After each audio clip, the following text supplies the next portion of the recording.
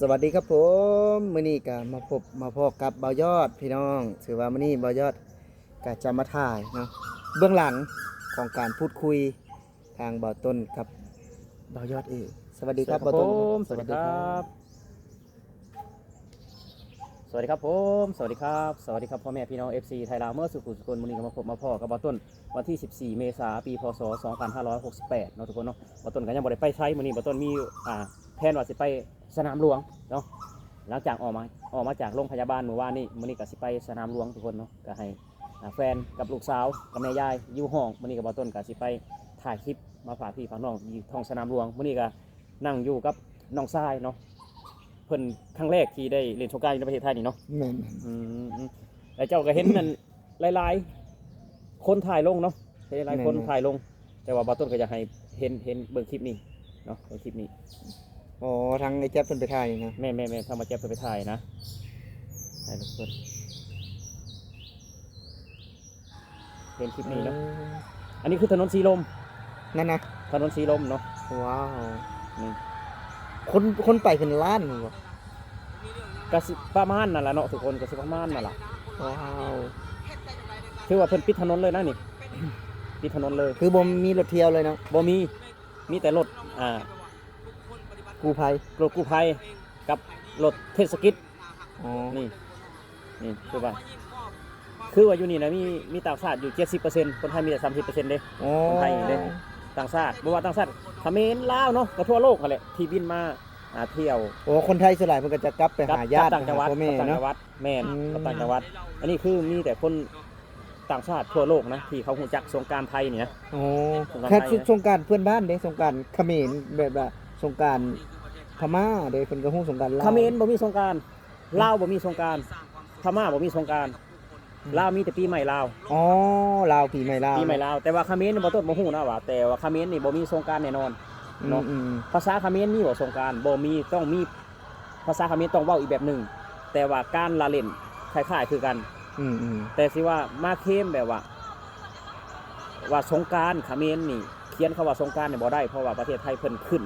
เป็นมรดกโลกทางวัฒนธรรมที่จับต้องไม่ได้เรียบร้อยแล้วเพิ่นขึ้นไว้แล้ว คือเป็นของเพิ่นแล้วว่า คื ซั่ อน เป็น ซะ ของเพิ่นแล้วคำว่าสงกรานต์ได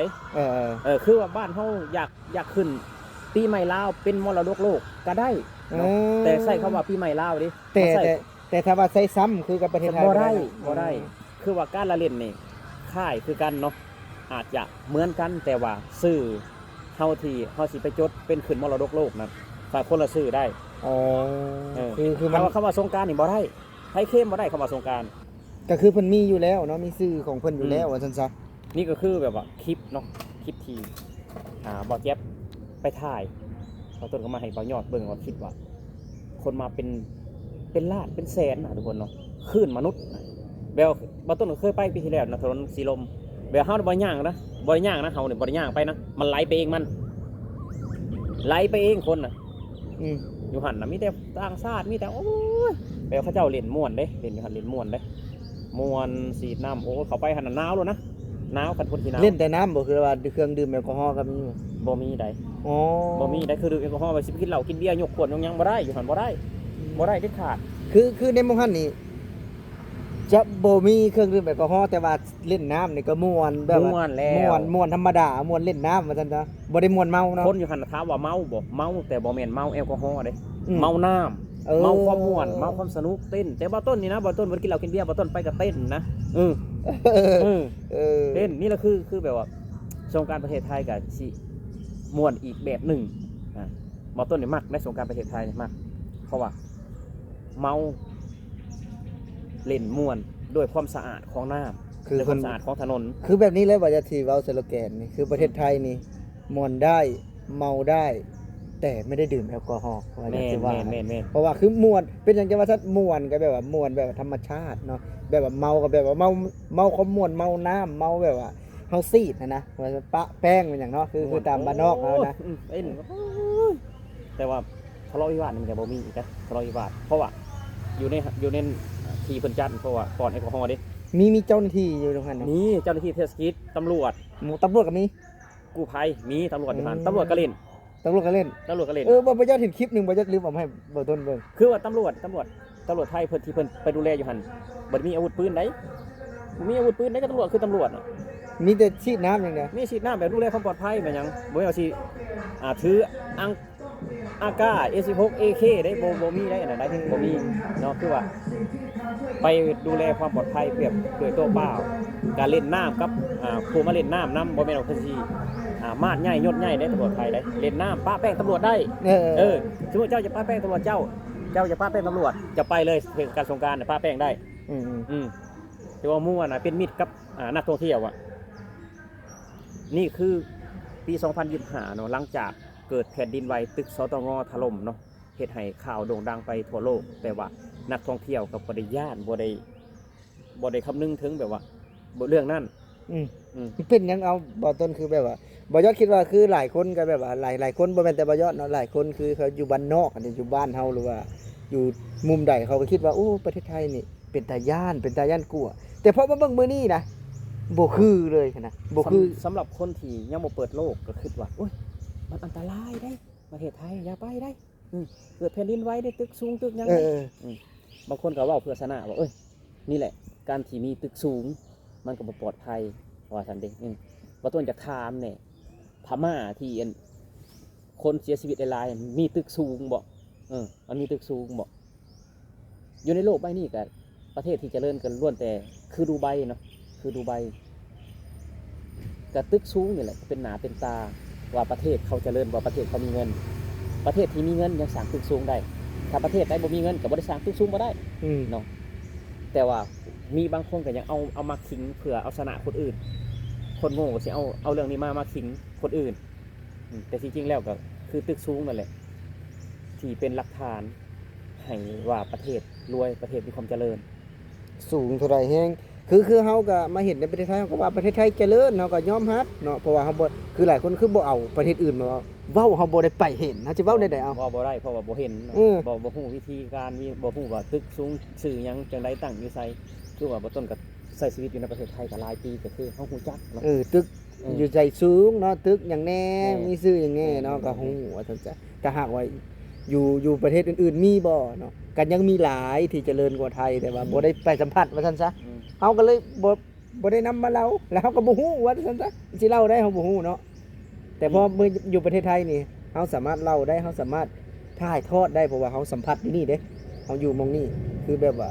คือการเล่นสงกรานต์คือการที่เห็นทุกสิ่งทุกอย่างนะเฮาก็นำมาเล่าในตัวนะเขมรเนาะเขมรด้วยสงกรานต์เป็นของเขมรก็บ่ฮู้ดอกว่าอันนั้นเนาะเพราะว่า 3-4 ประเทศนี่สงกรานต์นี่จัดคล้ายๆกันแต่ว่าสื่อนะคนละสื่อคนละสื่อถ้าว่าเขมรอยากให้คนทั่วโลกรู้จักเขมรก็ต้องจัดยิ่งใหญ่กว่าไทยเฮ็ดให้ยิ่งใหญ่กว่าไทยให้ได้เจ้าสิมีไอเดียอีหยังแบบว่าให้ต่างชาติแบบสนใจประเทศเจ้าประเทศไทยเขาบ่ได้ห้ามนี่แต่อันนี้คือการแข่งขันกันคือว่าเอาสมมุติว่าเฮาตั้งร้านเนาะเฮาสิตกแต่งร้านเฮาจังได๋ให้ลูกค้าเข้าร้านเฮา1ก็ต้องมีความสามัคคีแหละ2คือความพร้อมคือประเทศไทยระบบของเพิ่นนี่อัตโนมัติเลยนะความสามัคคีบ่ว่าแต่เจ้าหน้าที่ทำความสะอาดหรือเจ้าหน้าที่ตกแต่งว่าสิเอาไอเดียอีหยังทางวัฒนธรรมคืออยู่ท้องสนามหลวงเนาะวัฒนธรรมแต่ละจังหวัดจุดเด่นของแต่ละจังหวัดมารวมที่ท้องสนามหลวงให้ต่างชาติได้เห็นว่านี่คือ Thailand Amazing Thailand นี่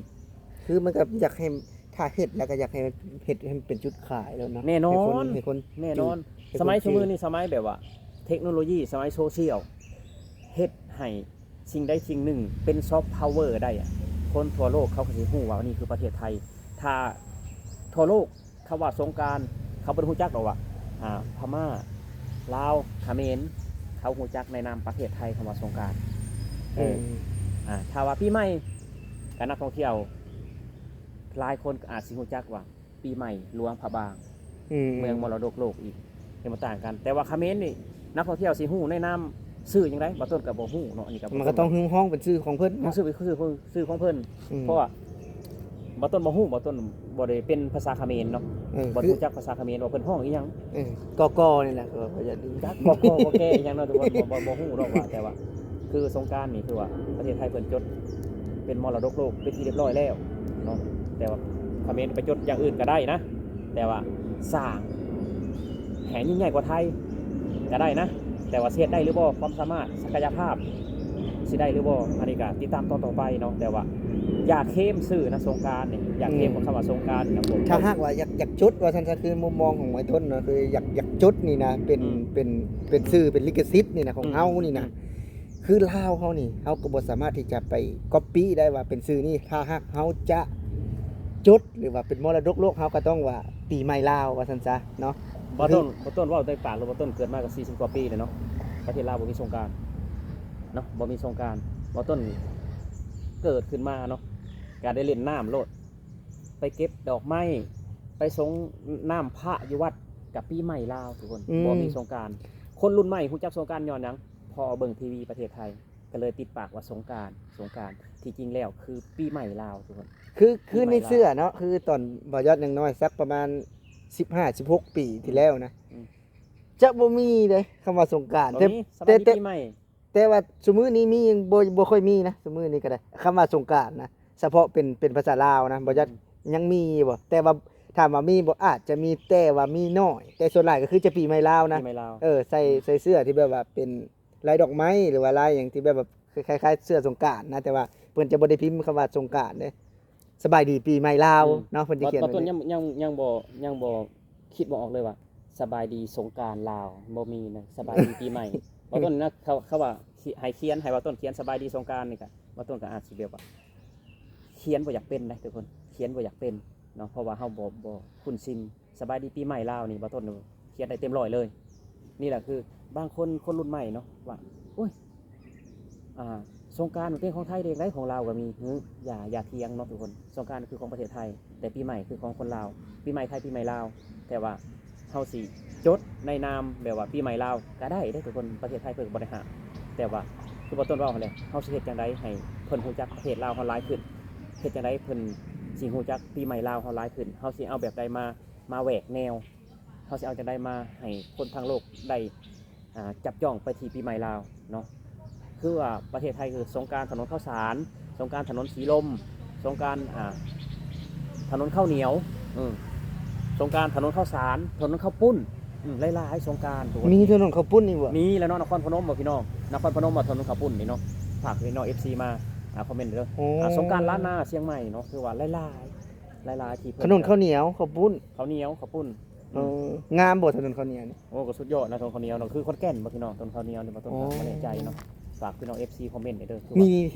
เฮ็ดให้เห็นว่าไอ้นี่เห็นบ่ต้น คือจุดขายอ่ะ เฮ็ดให้เห็นว่าชื่อถนนนี่นะนี่ความเป็นเอกลักษณ์นี่คืออย่างข้าวปุ้นนี่ก็เป็นภาษาอีสานภาษาลาวเนาะ แม่น ข้าวปุ้นนี่นะ ข้าวปุ้น เพิ่นก็จะเอามาตั้งเป็นชื่อถนนเลย แน่นอนเนาะ ถนนข้าวสารถนนข้าวนี่ถ้าข้าวสารนี่มันรวมๆถนนข้าวเหนียวนี่นะก็เป็นของอีสานนะมันก็อยู่ในโซนอีสานเนาะ นี่แหละคือจุดขายอ่ะจุดขายเริ่มต้นจากการตั้งชื่อของถนนน่ะถนนข้าวเหนียวถนนข้าวปุ้นนะปีนี้จะไปเที่ยวถนนข้าวเหนียวสงกรานต์จะไปเที่ยวถนนข้าวสารจะไปเที่ยวสีลมจะไปเที่ยวสนามหลวงมันก็เริ่มต้นจากการตั้งชื่อเพื่อดึงดูดนักท่องเที่ยวเพื่อดึงดูดความสนใจถนนข้าวเหนียวก็คือคอนแก่นนะอยากไปอ่ะคือจุดขายไอเดียในการออกแบบเล็กๆน้อยๆนี่แหละที่ดึงดูดนักท่องเที่ยวอยากให้ไปเที่ยวเนาะแต่ว่าแล้วแต่คอมเมนต์กับสีสางจุดขายอย่างไรก็แล้วแต่เนาะแต่ว่าสื่อสงกรานต์ตัวเข้มบ่ได้บ่ต้นก็ต้องที่บ่พอคำว่าสงกรานต์เนาะคอมเมนต์กับไปห้องอีกชื่อนึงนะถ้าอยากเฮ็ดนะแต่ว่าประเทศไทยเพิ่นบ่ได้ห้ามดอกว่าให้สาดน้ำใส่ยังคือประเทศไทยเพิ่นบ่ได้ห้ามแต่ว่าสื่อสงกรานต์นี่ห้ามเข้มเนาะเอาสำหรับคลิปนี้เนาะทุกคนมาต้นก็สิลาพี่ลาน้องไปแล้วฝนก็คือฝนสิตกเนาะวันที่14ก็คือครึ้มฝนหน่อยนึงเด้ว่าหยัง เมื่อวานนี่ก็ สีหนาวๆหน่อยนึงเนาะคือว่าเนาะ เพราะว่าเมื่อวาน สงกรานต์ปีนี้เป็นสงกรานต์ที่ซุ่มซ่ำนะสงกรานต์ที่อากาศบ่ร้อนนะอุตุเพิ่นก็บอกว่า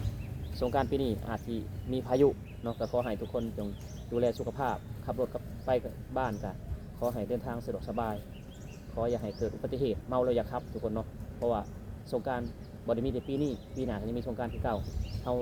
รักษาชีวิตเฮาไว้ดินสงกรานต์ตลอดไปสำหรับปีนี้มาต้นเขากล่าวคำว่าสวัสดีครับ สวัสดีครับผมสวัสดีครับ กลับเลยพี่ ครับ